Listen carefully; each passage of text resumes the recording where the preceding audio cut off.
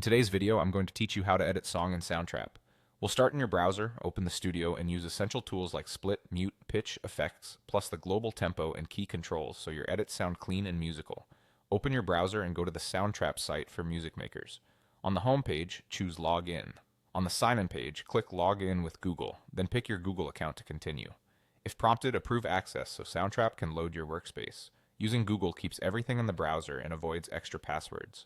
After you're in, locate your project on the home dashboard and open it by selecting Studio. The multi-track view will load. Each horizontal lane is a track, and the timeline runs left to right. Give it a moment for waveforms and instruments to appear so you can see what you're editing. Click the track you want to edit to make it active, then open the Edit menu. Here's what you can do.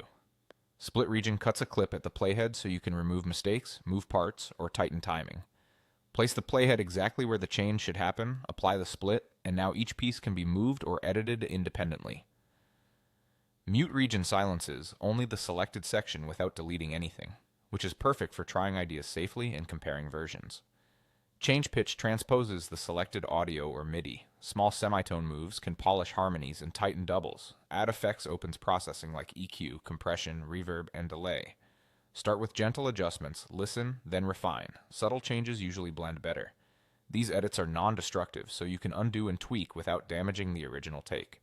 Look to the bottom of the studio for global settings. Tempo controls the project's speed. Lower values slow things down. Higher values add energy.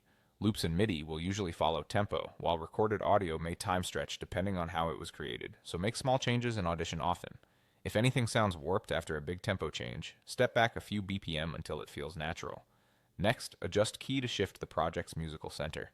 This helps loops, virtual instruments, and any pitch-shifted parts stay harmonically aligned. Aim for the key your vocals or main instrument were recorded in, or a closely related key that still feels musical. That's the flow. Log in, open your project in Studio, click the track, use Edit for precise region changes, and fine-tune tempo and key at the bottom.